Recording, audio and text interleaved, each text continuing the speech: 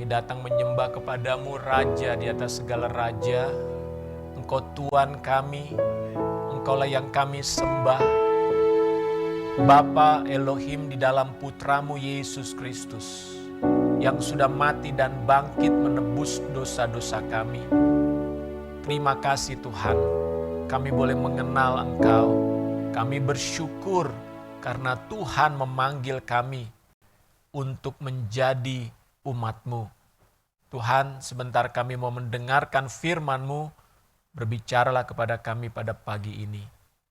Berkati kami semua yang boleh hadir pada ibadah hari ini, kami yang ada di ruangan ini maupun mereka yang mengikutinya secara online. Tuhan, jamalah kami semua. Terima kasih urapi hamba-Mu. Di dalam nama Tuhan Yesus Kristus, kami berdoa. Amin. Silakan duduk. Shalom, selamat pagi Bapak Ibu.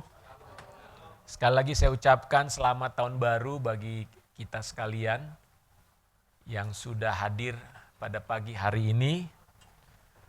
Dan juga selamat datang bagi saudara-saudara yang sudah berlibur selama beberapa hari, mungkin keluar kota menikmati istirahat bersama keluarga, jalan-jalan ya.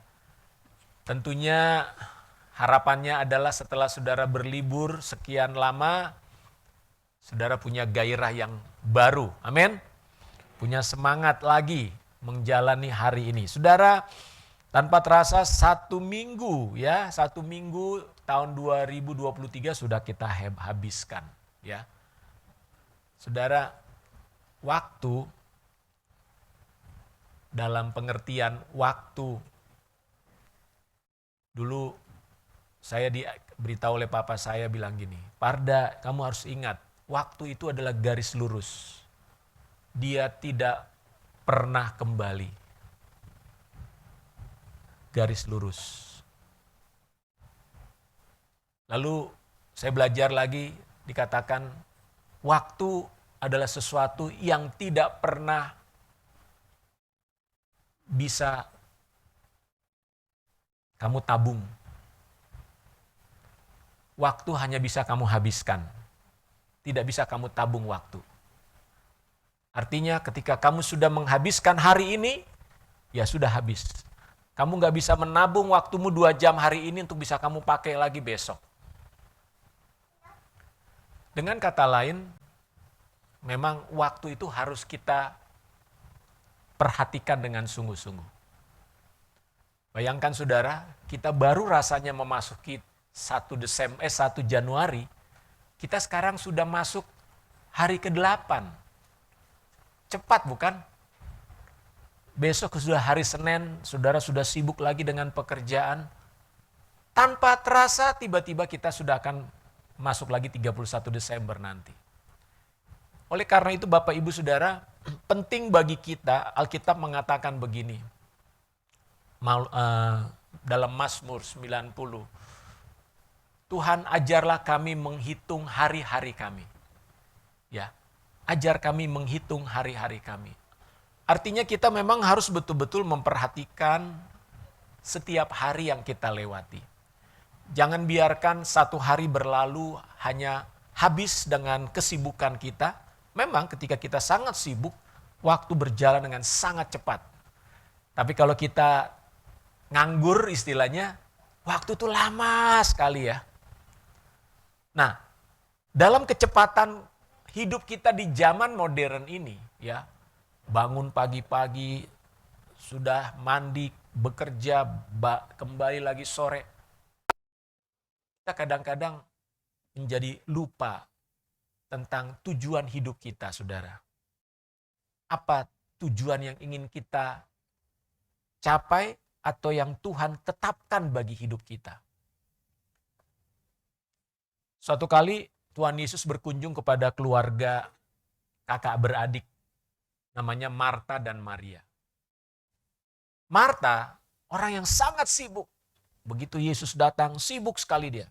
Sibuk ini, sibuk itu, siapkan makanan ya. Mungkin dia langsung potong ayam, pesen apa segala macam untuk menyediakan makanan bagi Yesus. Sementara Maria duduk tenang, dengerin Yesus ngomong. Ya.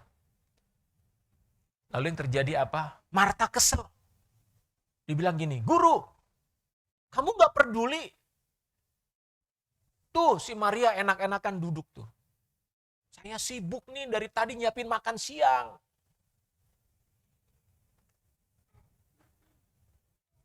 Kita perlu makan siang.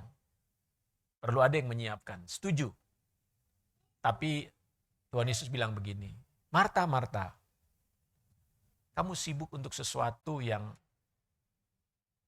ya hanya untuk habis begitu saja." Tetapi Marta mengambil bagian yang tidak akan pernah hilang dari dirinya. Yaitu apa? Mendengar firman Tuhan. Mendengar perkataan Yesus. Waktu-waktu untuk kita mendengarkan firman Tuhan. Saya mau katakan tidak pernah sia-sia, saudara. Kenapa? Karena ketika kita mendengarkan firman Tuhan, maka berarti kita sedang menerima satu kehidupan. Kita sedang menerima satu kebenaran, dan kebenaran itu bersifat kekal, saudara. Karena firman Tuhan dan kebenaran itulah yang akan membawa kita kepada hidup yang kekal. Makanan semahal apapun yang saudara bisa beli di dunia ini, makanan seenak apapun yang saudara bisa dapatkan, semua itu akan berakhir di toilet. Betul? Tapi firman Tuhan itu kekal. Firman Tuhanlah yang menyelamatkan hidup kita. Oleh karena itu jangan pernah biarkan kita kehilangan waktu atau kita tidak pernah menyediakan waktu dengan sungguh-sungguh untuk duduk di bawah kaki Tuhan dan mendengarkan suara Tuhan. Itu adalah waktu yang paling berharga dalam hidup kita sebetulnya, saudara. Ketika kita mendengarkan firman. Tentunya bukan hanya di dalam ibadah semacam ini saudara mendengarkan firman. Tapi tiap hari saudara harus duduk di bawah kaki Tuhan untuk mendengarkan firman Tuhan. Nah, Bapak Ibu Saudara, di tanggal 1 Januari yang lalu, saya menyampaikan tentang bahwa kita harus menjadi orang-orang yang membawa pengaruh bagi dunia ini, saudara. Tanggal 31 Desember. Kenapa? Karena kita memang diberikan DNA, sifat di dalam tubuh kita, di dalam hidup kita ini. Sebagai orang-orang yang harus membawa pengaruh Kristus di tengah-tengah dunia ini. Makanya Yesus berkata, kamu adalah garam dan terang dunia.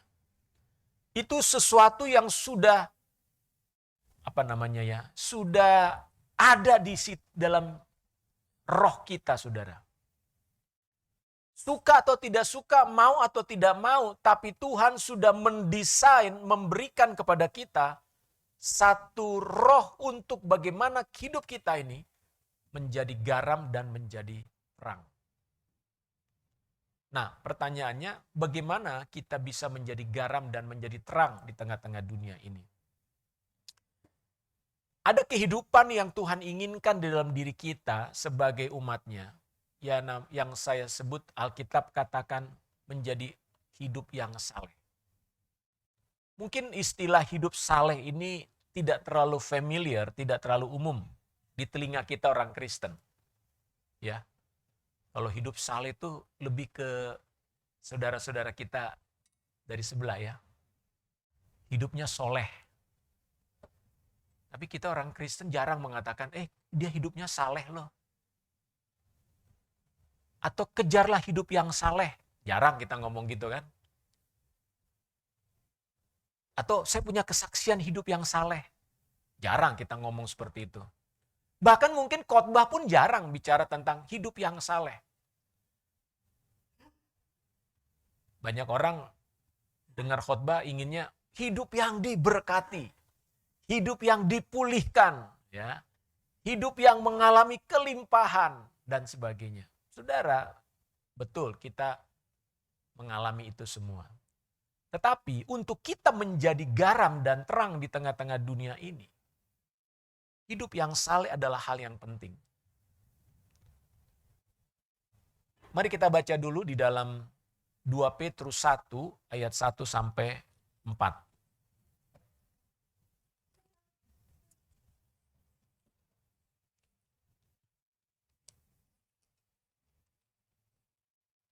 Dua Petrus 1 ayat 1 sampai 4. Ini adalah surat Petrus, Simon Petrus, murid Tuhan Yesus. Ya. Dari Simon Petrus, hamba dan rasul Yesus Kristus, kepada mereka yang bersama-sama dengan kami memperoleh iman oleh karena keadilan Elohim dan juru selamat kita Yesus Kristus. Jadi surat ini ditulis oleh Simon Petrus kepada siapa? Kepada orang-orang yang dikatakan bersama-sama dengan kami memperoleh iman oleh karena keadilan Tuhan dan juru selamat kita Yesus Kristus. Kasih karunia dan damai sejahtera melimpahi kamu oleh pengenalan akan Elohim dan akan Yesus Tuhan kita. Jadi surat ini ditujukan kepada orang-orang yang sudah mengenal Kristus. Ya, bukan orang yang belum mengenal Tuhan, belum percaya kepada Yesus. Orang-orang ini adalah orang-orang yang percaya kepada Tuhan. Ayat 3, karena kuasa ilahinya ya telah menganugerahkan kepada kita segala sesuatu yang berguna untuk hidup yang saleh. Ya, ini ada kata hidup yang saleh. Oleh pengenalan kita akan Dia yang telah memanggil kita oleh kuasanya yang mulia dan ajaib. Dengan jalan itu Ia telah menganugerahkan kepada kita janji-janji yang berharga dan yang sangat besar, supaya olehnya kamu boleh mengambil bagian dalam kodrat ilahi dan luput dari hawa nafsu duniawi yang membinasakan dunia.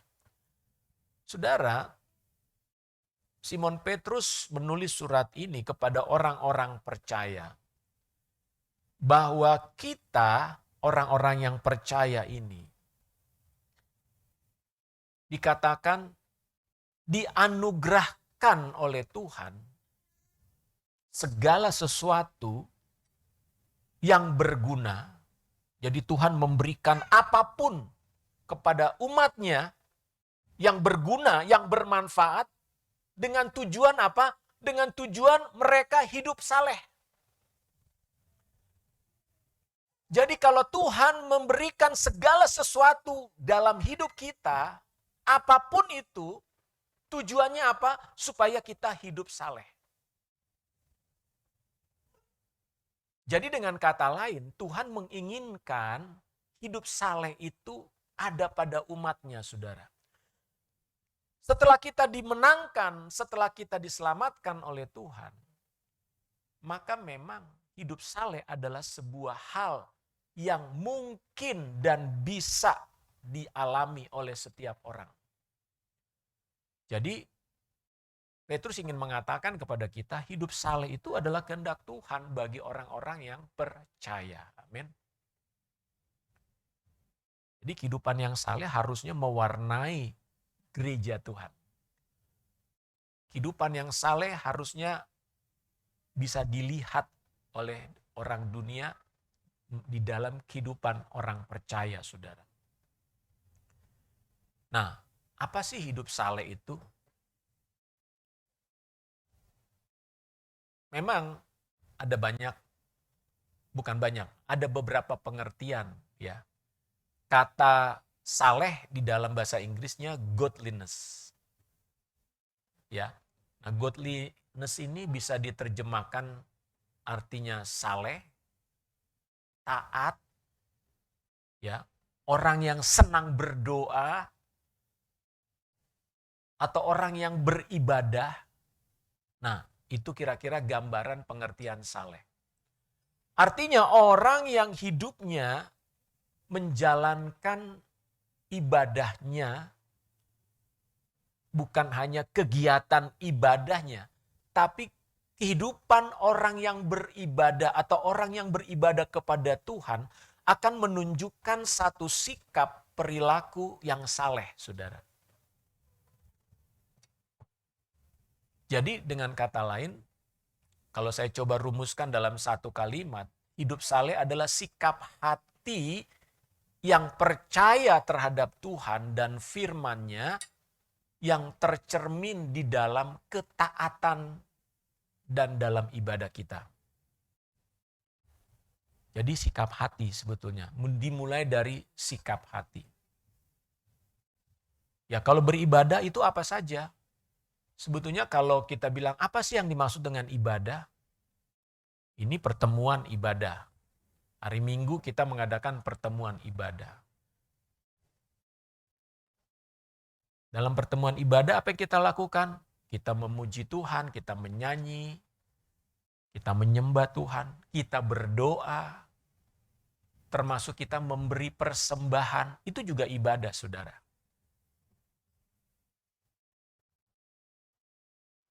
Kita melakukan hal-hal yang Tuhan perintahkan. Itu bagian daripada ibadah kita. Hidup yang beribadah kepada Tuhan. Itu hari Minggu kita beribadah. Tetapi sebetulnya sepanjang hari, mulai dari Senin sampai Sabtu pun, kita menjalankan kehidupan yang beribadah kepada Tuhan. Itulah namanya kesalehan. Jadi, ibadah bukan hanya dalam arti kita kumpul bareng-bareng, lalu berdoa bareng-bareng, bersama-sama, menyanyi bersama-sama. Tapi beribadah pada dasarnya adalah kehidupan kita yang dipersembahkan, diserahkan kepada Tuhan dan menjalankan apa yang Tuhan inginkan. Jadi kehidupan yang saleh adalah kehidupan yang mencerminkan iman kita sehari-hari, mencerminkan siapa yang kita percayai, Sang Ilahi yang mana yang kita percayai, dan apa yang Sang Ilahi ajarkan kepada kita untuk kita lakukan. Nah, kehidupan yang demikian itulah kehidupan yang saleh, tercermin dari hidup kita. Nah, Bapak Ibu Saudara, di dalam ayat Petrus tadi dikatakan kuasa ilahinya telah memberikan segala sesuatu yang berguna. Dari ayat ini kita mengerti bahwa ternyata memiliki kehidupan yang saleh itu adalah karya Tuhan. Tuhan memampukan kita untuk hidup dalam kesalehan. Karena menjalankan hidup yang saleh itu nggak mudah. Ya, menjalankan hidup yang saleh itu bukan hal yang gampang, saudara. Makanya ada 3 hal yang saya ingin bagikan pagi hari ini. Bagaimana kuasa ilahi Tuhanlah yang mampu membuat seseorang hidup saleh. Karena tanpa kuasa ilahi, manusia tidak bisa hidup saleh, saudara.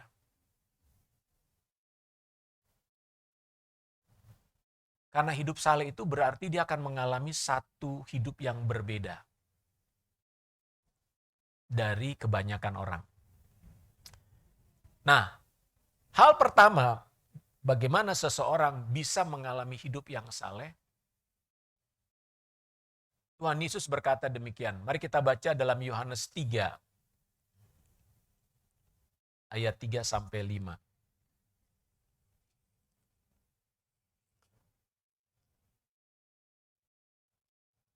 Ini hal-hal yang basic, hal-hal yang mendasar di dalam iman kita. Tetapi saya percaya yang dasar ini penting untuk kita terus-menerus pahami, ya, pelajari.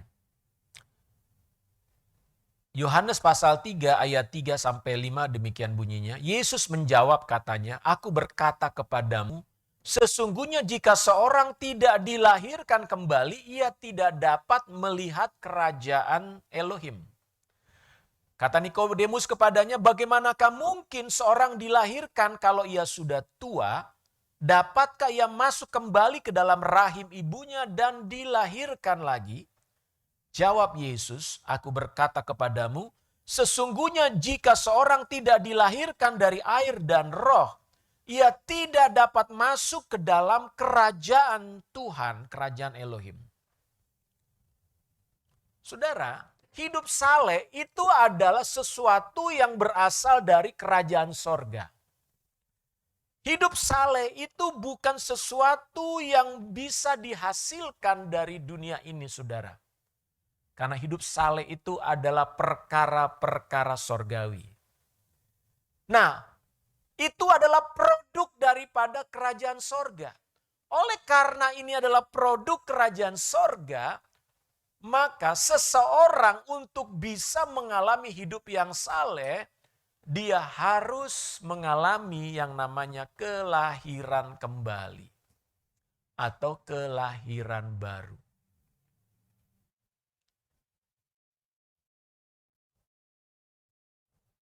Nikodemus bertanya, Tuhan bagaimana aku bisa masuk atau melihat ke dalam kerajaan sorga? Aku kan udah tua. Hal-hal yang bersifat jasmani tidak bisa mengalami atau tidak bisa maksudnya melihat hal-hal rohani sebelum seseorang itu dilahirkan kembali. Jadi kalau kita ingin mengatakan, Tuhan saya mau mengalami hidup yang saleh di hadapan-Mu. Ingat, hidup saleh itu adalah satu pola, satu produk daripada kerajaan sorga. Jadi kita untuk bisa mengalaminya, ya, maka kita harus menerima apa yang berasal dari sorga, yaitu roh, yaitu Yesus.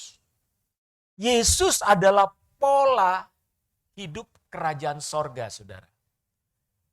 Yesus adalah model kehidupan yang saleh. Kita tidak bisa hidup saleh tanpa memiliki modelnya, tanpa memiliki rohnya. Itulah sebabnya kenapa Yesus bilang kamu harus dilahirkan kembali.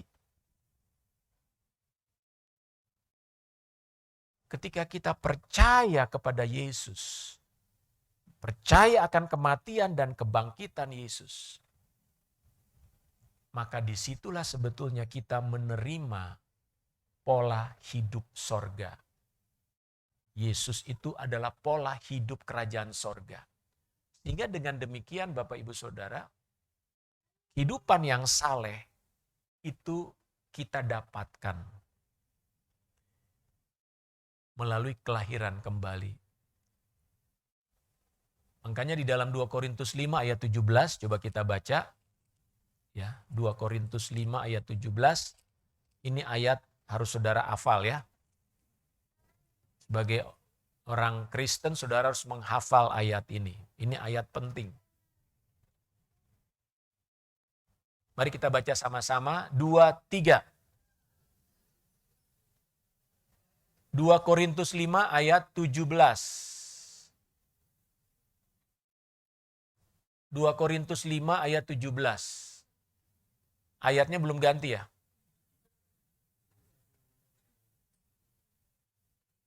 Sudah?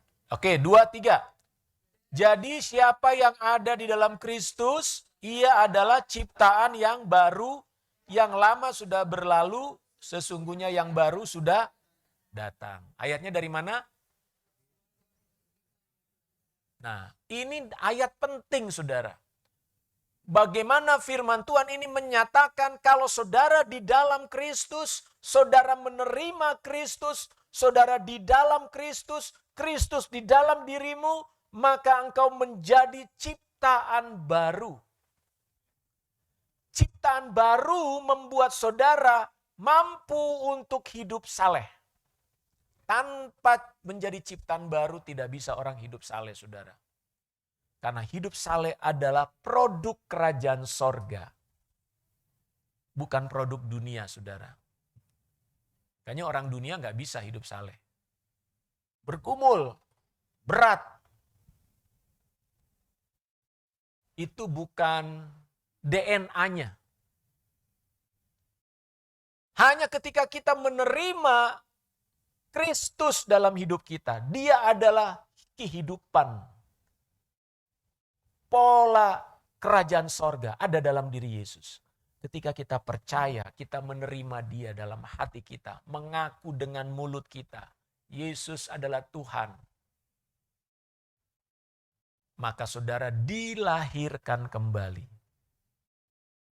Dengan saudara dilahirkan kembali, artinya saudara memiliki hidup yang baru, pola yang baru untuk saudara hidup saleh.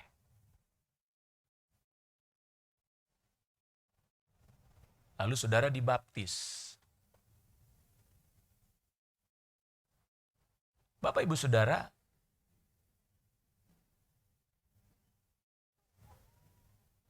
coba saudara ingat-ingat ketika saudara mengalami kelahiran baru.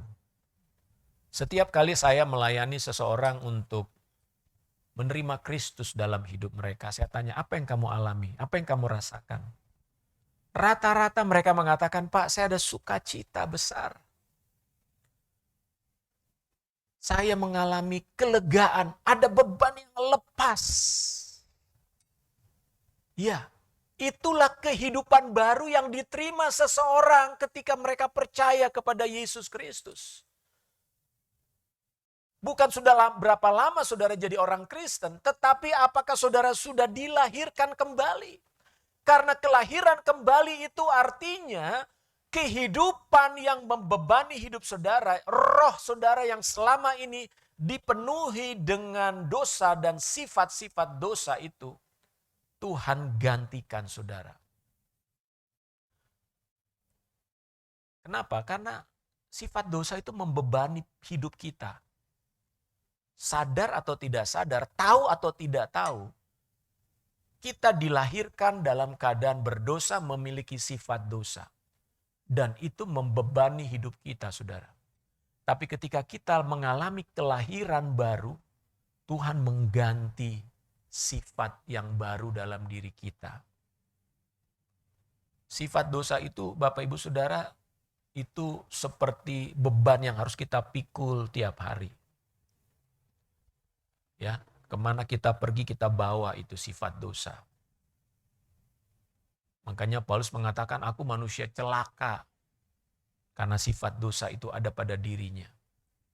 Tapi ketika kita menjadi manusia baru, Tuhan ganti. Tuhan ganti, saudara. Sehingga dikatakan di sini, yang lama sudah berlalu, sesungguhnya yang baru sudah datang. Percayalah ketika saudara mengalami kelahiran baru, sesungguhnya Tuhan sudah memberikan, kalau dalam bahasa komputer, sistem operasional yang baru. Diganti, saudara. Sistem operasionalnya diganti. Ya, ini kalau orang komputer ngerti itu apa sistem operasional. Kalau saudara pakai komputer ada sistem operasional namanya Windows. Ada juga namanya apa?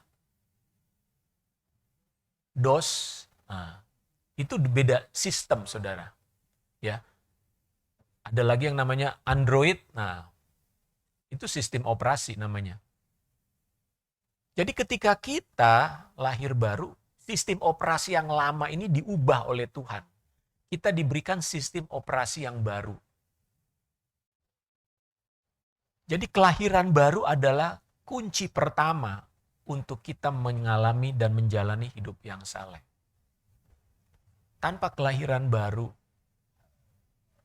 tidak mungkin atau sangat sulit seseorang bisa hidup saleh, saudara. Nah, yang kedua, bagaimana setelah kita mengalami kelahiran baru, kita bisa menjalani hidup yang saleh. Kita baca Roma 12 ayat 1.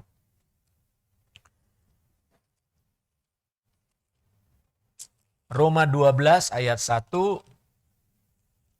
Kita baca sama-sama, ini juga ayat yang penting. Ya. Kita baca sama-sama ya, 2, 3. Karena itu saudara-saudara, demi kemurahan Tuhan, aku menasehatkan kamu, supaya kamu mempersembahkan tubuhmu sebagai persembahan yang hidup, yang kudus, dan yang berkenan kepada Tuhan. Itu adalah ibadahmu yang sejati. Saudara, ayat ini mengatakan persembahkan apa? Apa yang dipersembahkan? Tubuh. Bukan uang. Tubuh dulu yang harus saudara persembahkan. Kalau tubuh saudara sudah dipersembahkan, uang juga ngikut. Nah, di sini dikatakan demi kemurahan Tuhan. Karena anugerah, karena kebaikan Tuhan, karena kasih karunia Tuhan yang sudah saudara terima dengan saudara dilahirkan kembali melalui iman kepada Yesus Kristus. Karena saudara sudah menerima hidup yang baru di dalam Yesus Kristus.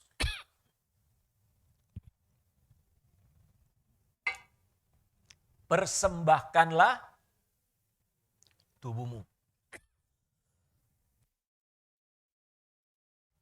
Saudara, kenapa kita harus mempersembahkan tubuh? Tubuh ini adalah wadah, tempat di mana hidup baru diletakkan. Hidup yang saudara terima tadi dari Yesus ditaruhnya di mana? Di dalam tubuh. Ya. Jadi waktu saudara hidup barunya bukan gentayangan.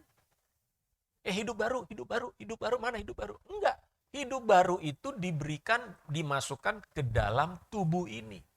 Jadi tubuh ini sekarang mengandung atau di dalam tubuh ini ada yang namanya hidup baru. Kristus, pola hidup kerajaan sorga ada di dalam tubuh ini. Nah, tubuh ini harus sinkron dengan hidup baru yang ada di dalam.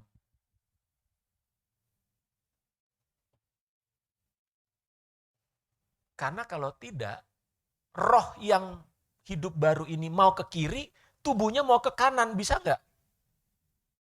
Nggak bisa. Atau kalau bisa kita bingung sendiri ya.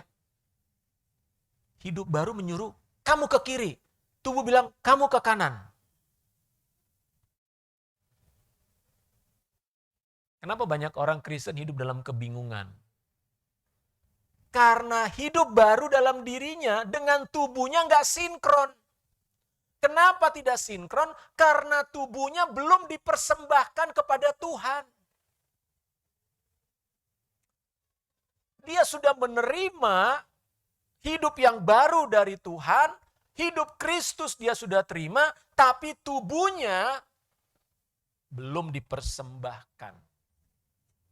Kata dipersembahkan, sacrifice. Sacrifice artinya dikorbankan. Dikorbankan, diserahkan.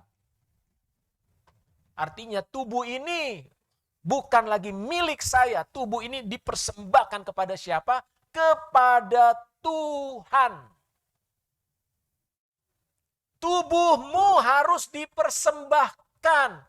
Kalau engkau sudah menerima hidup baru di dalam dirimu, tubuh ini juga harus dipersembahkan.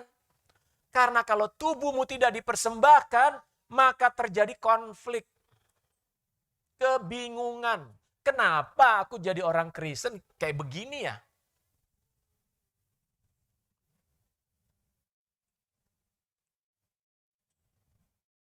Nah, saudara-saudara, di dalam komputer ada yang namanya software, ada yang namanya hardware. Software dengan hardware itu harus sinkron. Supaya bisa menghasilkan satu hasil yang baik. Kalau enggak, crash namanya. Softwarenya canggih, tapi hardwarenya bobrok. Crash dia, enggak jalan.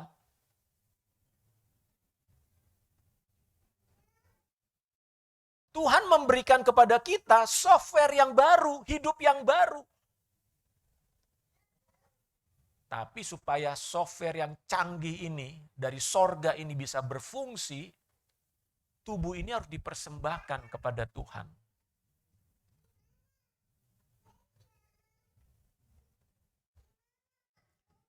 Kata dipersembahkan itu kan dikurbankan. Saudara tahu nggak? Kalau binatang zaman dulu dikurbankan itu artinya apa? Dipotong. Mati. Mate maho. Orang Batak bilang gitu, mate maho. Itu binatang dipotong, mati dia. Tapi Tuhan tidak menyuruh kita mati dalam arti fisik. Makanya dibilang, persembahkanlah tubuhmu sebagai persembahan yang hidup. Artinya, saudara persembahkan tubuh saudara bukan udah mati nanti di kuburan, baru Tuhan aku persembahkan tubuhku.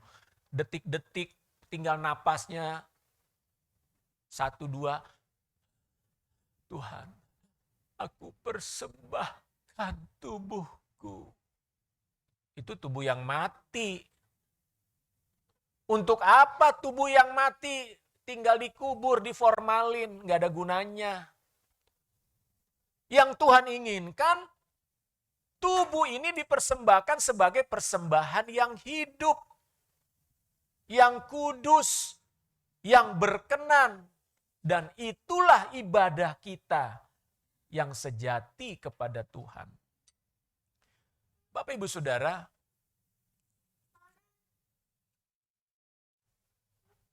kenapa hidup orang Kristen banyak tidak maksimal? Karena itu tadi, konflik di dalam kehidupannya. Ya. Kalau tubuh dipersembahkan, berarti segala keinginan kita, kebiasaan kita, nurut apa yang sesuai dengan keinginan daripada manusia baru ini. Hidup saleh adalah tubuh ini harus disetel ulang. Kebiasaan-kebiasaannya harus disetel ulang. Supaya sinkronize dengan manusia baru kita, saudara. Saudara kalau nggak sinkron, nah yang terjadi apa? Contoh ya, kita lihat. Di dalam Yakobus pasal 3, kita lihat. Ini Yakobus memberi satu peringatan. Yakobus pasal 3 ayat 6. Ayat 6 sampai ayat 10. Saya akan bacakan.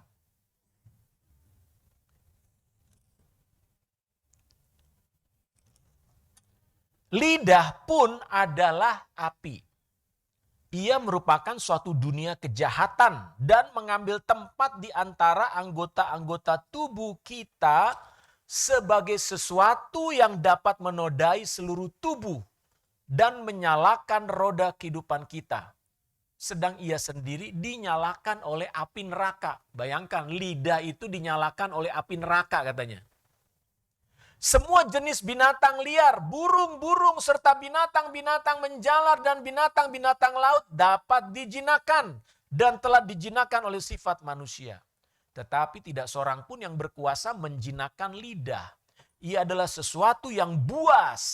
Wow. Ya, lidah buas yang tak terkuasai dan penuh racun yang mematikan. Itu lidah, saudara. Dengan lidah kita memuji Tuhan Bapa kita dan dengan lidah kita mengutuk manusia yang diciptakan menurut rupa Elohim. Dari mulut yang satu keluar berkat dan kutuk. Hal ini saudara-saudaraku tidak boleh demikian. Artinya apa di sini? Lidah ini belum dipersembahkan kepada Tuhan. Makanya lidah kita bisa bercabang 2. 2 jam kita haleluya, pepuji Tuhan. Haleluya, haleluya. Ku memujimu Tuhan. Begitu kita keluar dari ruangan ibadah, kita bisa caci maki orang. Semua kata-kata kotor, kata-kata binatang keluar dari mulut kita. Kenapa? Ingat, lidah ini bisa dikendalikan oleh api neraka katanya. Lidah ini bagian dari tubuh bukan? Halo? Lidah bagian dari tubuh bukan? Itulah sebabnya kenapa firman Tuhan tadi mengatakan Roma 12 ayat 1, persembahkanlah tubuhmu, termasuk persembahkan lidah. Kalau lidah sapi enak. Tapi lidah kita ini mematikan, saudara. Penuh racun. Jadi mempersembahkan tubuh itu penting nggak? Penting. Kenapa? Kalau tidak, dari mulut yang satu, mulut yang digerakkan oleh manusia baru mengatakan haleluya, puji Tuhan, aku senang bernyanyi, aku senang memuji Tuhan. Tapi kalau lidah ini tidak dipersembahkan kepada Tuhan, maka lidah ini juga akan mencaci maki manusia. Saudara, hidup baru selalu menimbulkan keinginan-keinginan yang baru, yang baik. Manusia baru kita menginginkan hal-hal yang baik. Muncul dari diri kita. Senang berdoa, senang menyembah. Ya, saudara, waktu saya lahir baru, keinginan untuk berdoa itu kuat, saudara. Senang berdoa. Masuk kamar berdoa, terima Roh Kudus, berbahasa roh. Senang. Bisa 1 jam berdoa, saudara. Bukan karena berdoa, enggak. Sesuatu muncul dari hati saya. Ayo kamu berdoa. Ada kerinduan berdoa. Berdoa dengan menangis, menyembah Tuhan. Merasakan Tuhan engkau baik. Itu sesuatu yang gak bisa dirasakan oleh orang yang belum lahir baru, saudara. Biasanya orang yang belum lahir baru berdoa nangis, kenapa? Karena ada masalah. Baru dia nangis, Tuhan, lihatlah hutangku banyak banget, Tuhan. Tuhan, lihatlah persoalanku besar sekali. Nangis dia. Tapi kalau kita sudah lahir baru, kita menangis bukan karena masalah, saudara. Tapi karena kita merasakan kasih Tuhan yang luar biasa. Kenapa? Karena kita punya kemampuan roh untuk berkomunikasi dengan Tuhan. Kita bisa merasakan hatinya Tuhan. Kita merasakan beban yang ada pada Tuhan. Kita merasakan sukacita yang dari Tuhan. Itu bedanya, saudara. Jadi manusia baru kita selalu ingin terhubung dengan Tuhan. Selalu merindukan hal-hal yang baik, yang bersumber dari sorga. Nah, tubuh ini, tubuh daging,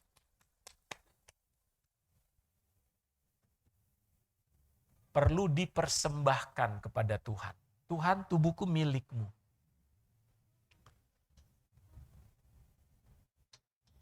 Ada lagu sekolah minggu ya, Pak? Tanganku kerja buat Tuhan, mulutku puji namanya, kakiku berjalan cari jiwa, upahku besar di surga. Ingat gak lagu sekolah minggunya dulu? Itu hanya bisa terjadi kalau kita mempersembahkan tubuh ini. Kalau kita nggak mempersembahkan tubuh kita, tanganku buat mencuri uang, kakiku pergi ke tempat mabuk, mulutku untuk caci-caci orang, mataku lihat hal-hal jorok. Itu yang terjadi kalau kita tidak mempersembahkan tubuh kita, saudara. Jadi Tuhan mengatakan kalau engkau ingin mengalami hidup yang maksimal, hidup yang saleh, hidupmu terlihat bagi dunia ini, persembahkanlah tubuhmu. Amin. Yang terakhir, masih cukup waktunya? Kalau enggak kita tunda.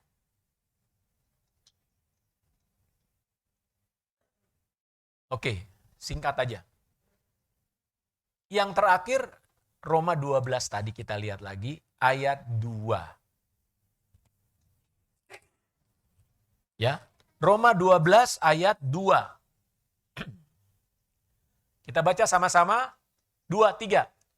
Janganlah kamu menjadi serupa dengan dunia ini, tetapi berubahlah oleh pembaharuan budimu, sehingga kamu dapat membedakan manakah kehendak Tuhan, apa yang baik, yang berkenan kepada Tuhan, dan yang sempurna.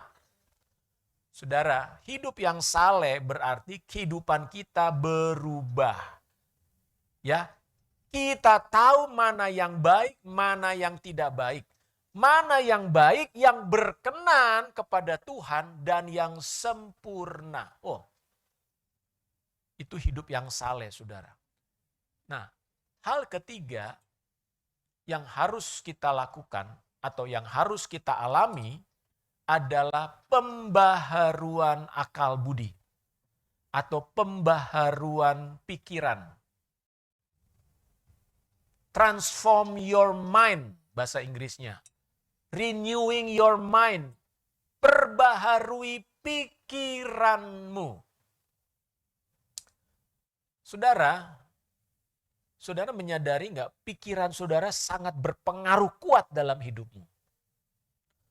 Banyak orang nggak menyadari kekuatan pikiran. Orang-orang dunia ini memakai kekuatan pikiran loh saudara.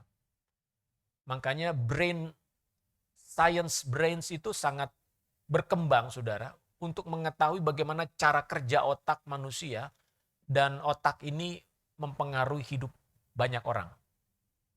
Kita mungkin kadang-kadang nggak menyadari bahwa sebetulnya segala sesuatu yang kita lakukan dan kita alami itu diawali karena pikiran.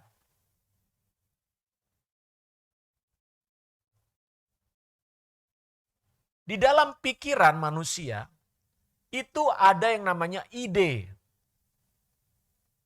gagasan, ada angan-angan, ada imajinasi. Dalam pikiran juga ada kata-kata. Saudara, sebelum ngomong ada kata-kata dulu dalam pikiran kita. Ya.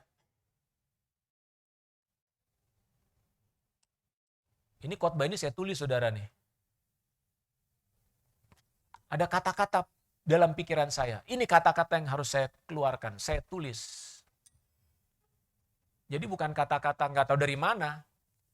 Ya, tentu dari Tuhan. Tuhan taruh di dalam pikiran.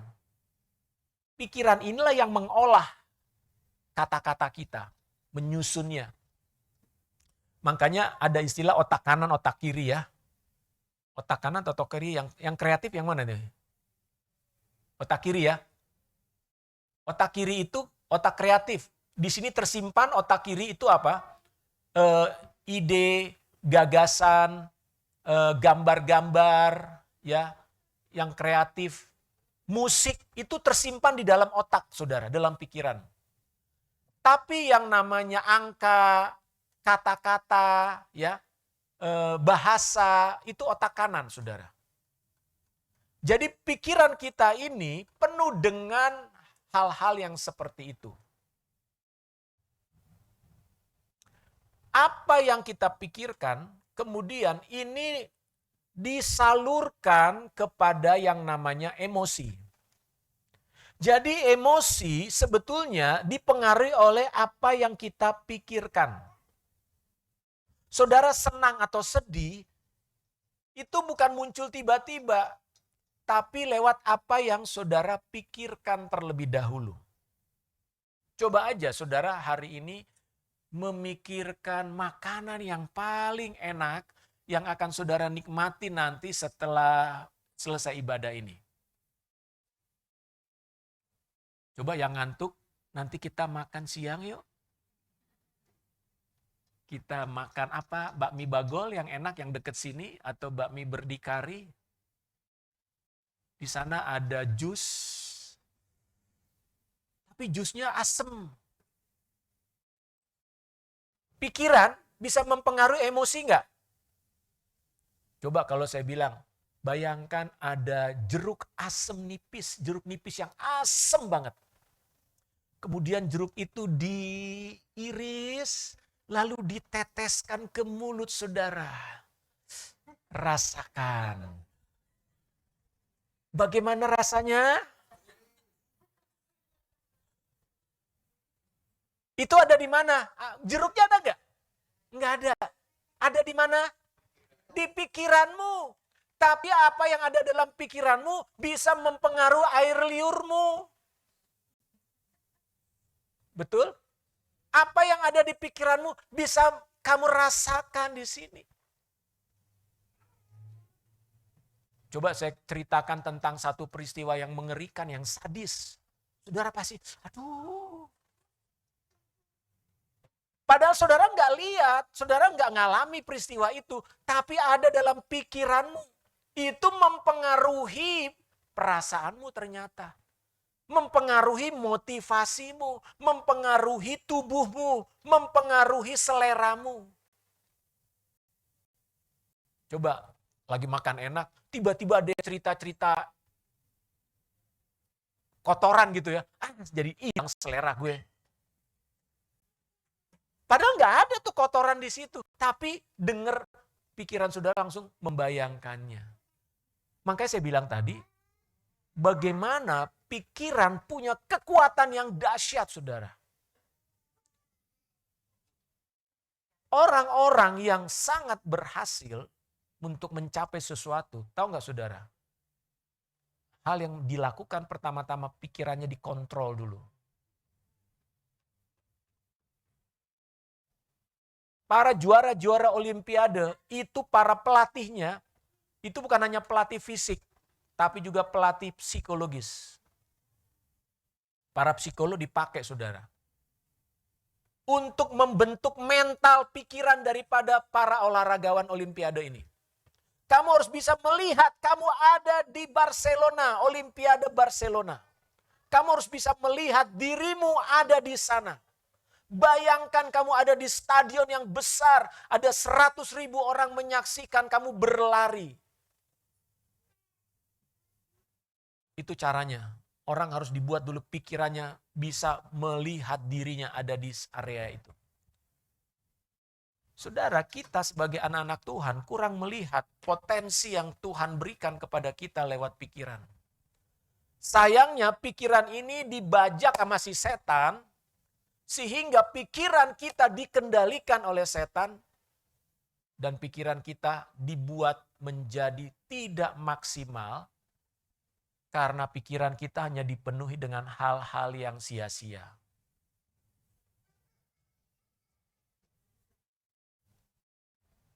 Makanya firman Tuhan mengatakan, kalau kau hidup maksimal, kamu hidup saleh, kamu hidup dalam kemenangan, perbaharui pikiranmu. Perbaharui pikiranmu. Kalau dikatakan perbaharui di sini, ini terjadinya enggak satu kali sekejap, langsung perbaharui pikiran. Enggak.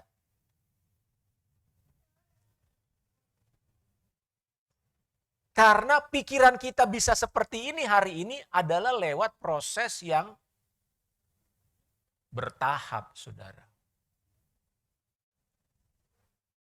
Oke, kadang-kadang perlu dikupas kayak bawang gitu, satu persatu dikupas. Sampai ketemu intinya, oh di sini nih pikirannya nggak bener nih. Kenapa ada anak-anak misalnya setelah dewasa selalu ketakutan? Tidur lampu nyala. Siapa di sini kalau tidur lampunya harus nyala? Karena kalau begitu gelap dia nangis, setan, gitu ya.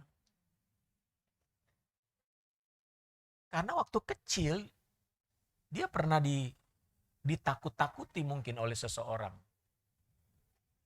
Sehingga bagi dia lampu mati itu sesuatu yang menakutkan. Ya. Siapa yang pernah saya dengar kemarin cerita gitu ya. Dengar suara geledek, Wah, gitu ya. Wah, dia panik. Nah, jadi ada banyak hal-hal yang muncul dalam pikiran kita, yang diasosiasikan dalam pikiran kita, yang mempengaruhi hidup kita, saudara.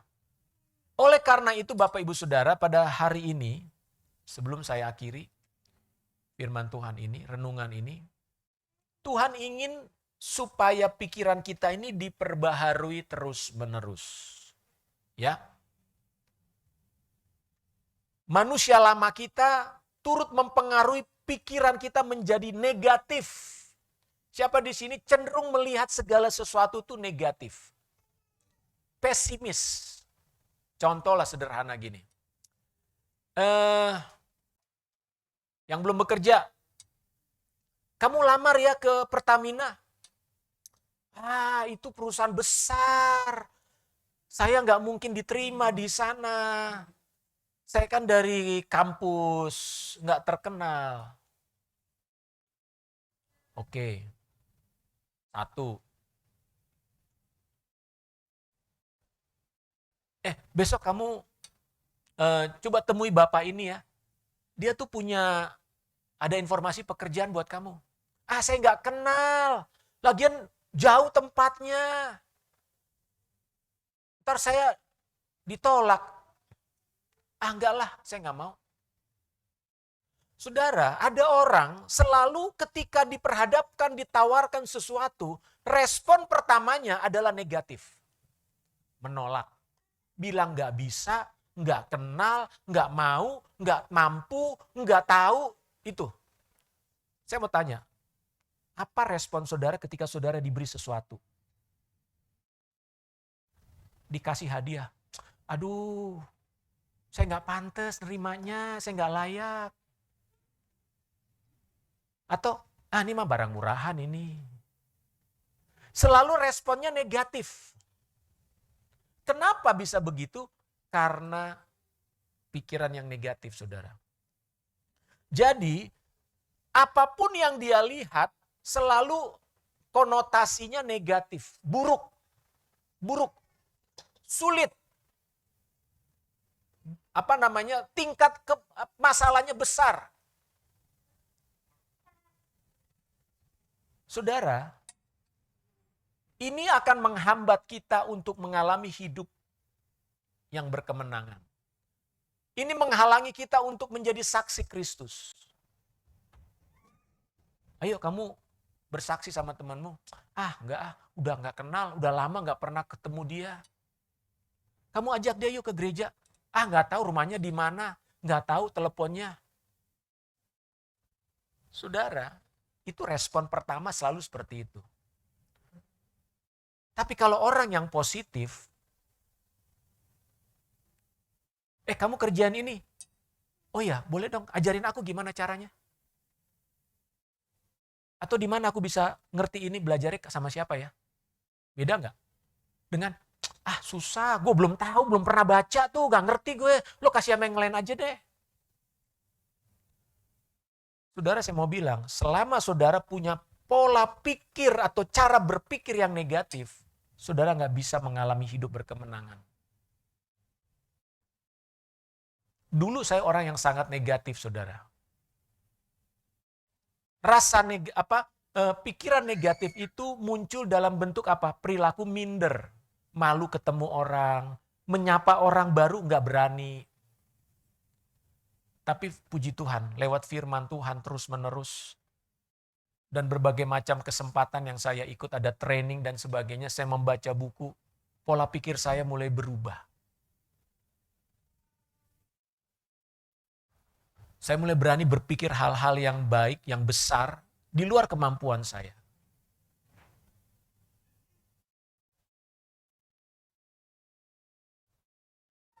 Kami rencana bulan Maret ini akan ke Eropa, saya dengan istri. Untuk apa ke sana? Untuk pelayanan. Pertama kali saya ke Eropa itu 2017 ya, waktu Gracia ke sana. Dulu kalau dibilang keluar negeri, itu rasanya sesuatu yang, sulit. Nggak punya duit, dan sebagainya. Tapi ketika Tuhan naruh di hati saya tentang Eropa untuk satu pelayanan, yang saya pikirkan begini, Tuhan, bagaimana caranya saya ke sana? Bukan, nggak tahu lah, nggak mungkin lah Eropa, susah. Duitnya dari mana? Tinggal di mana? Tapi saya nggak berkata gitu. Saya bilang, Tuhan gimana caranya? Tuhan buka jalan dong. Pertemukan saya dengan orang yang tepat.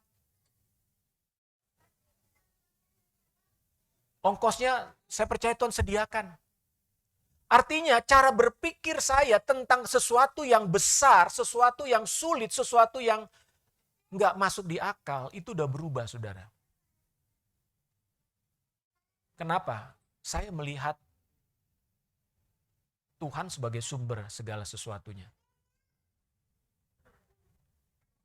Dan saya selalu melihat cara memikirkan hal-hal yang baik terlebih dahulu. Kadang-kadang mengabaikan hal-hal yang negatif. Yang negatif saya nggak pikirin, saudara.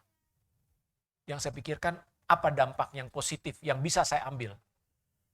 Makanya saya kadang-kadang suka gregetan dengan anak-anak muda ketika dikasih tantangan, selalu jawabannya, nggak bisa, nggak tahu, nggak mau, males, ababa semuanya. Saya sebagai orang tua kadang-kadang gregetan, aduh Tuhan,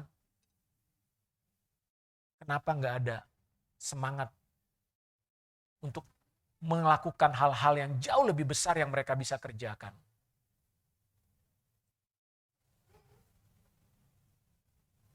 Saya bilang sama Gracia, aduh Cah, Papa nggak tahu loh dulu ke Jerman tuh bisa begini.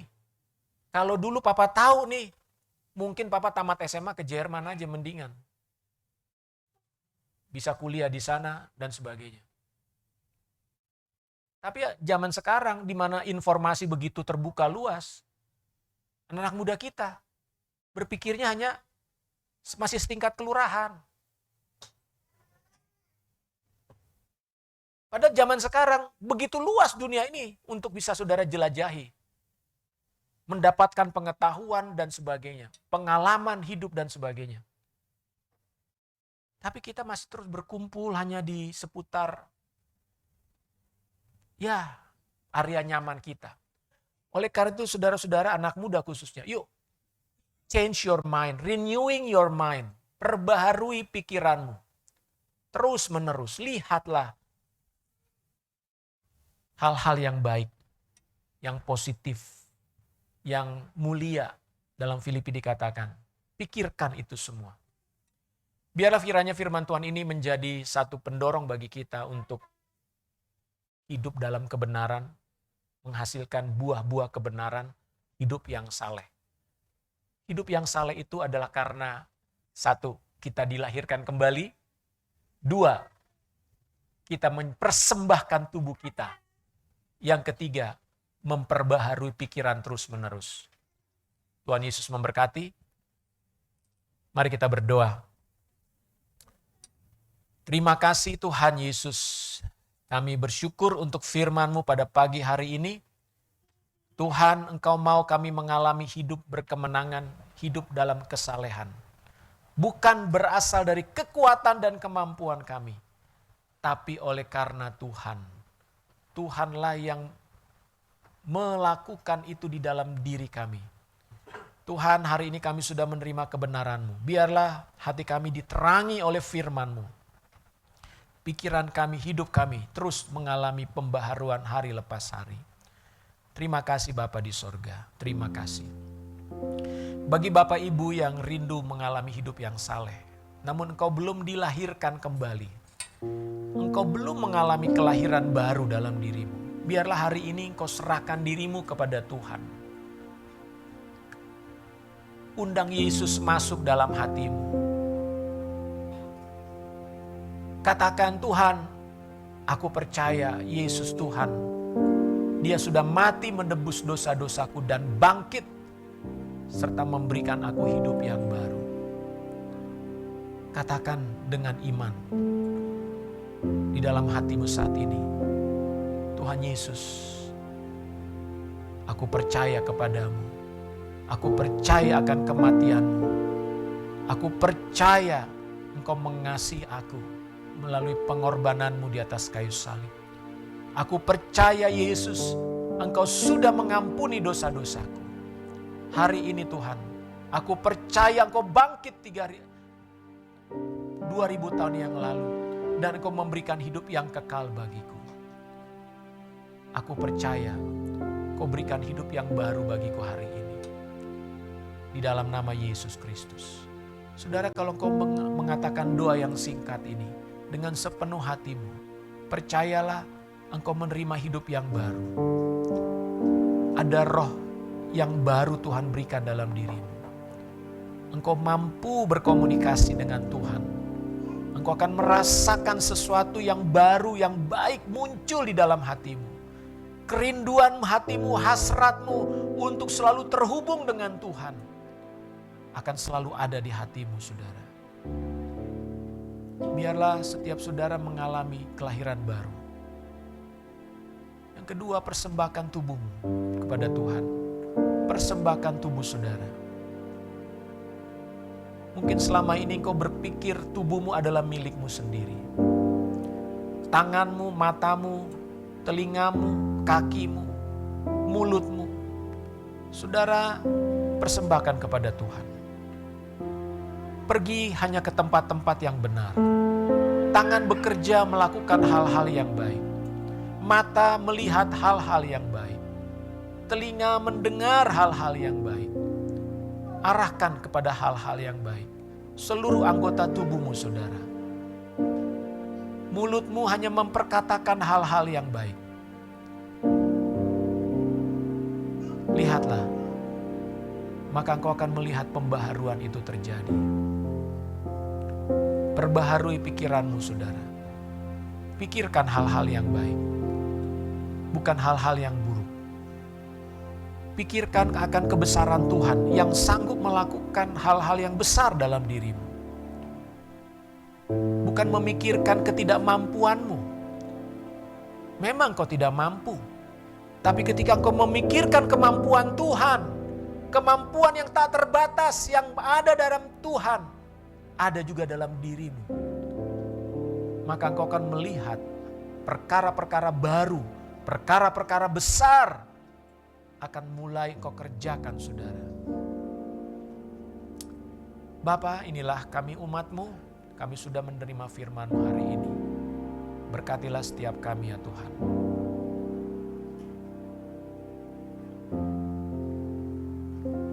Kita nyanyikan pujian, ubah hatiku.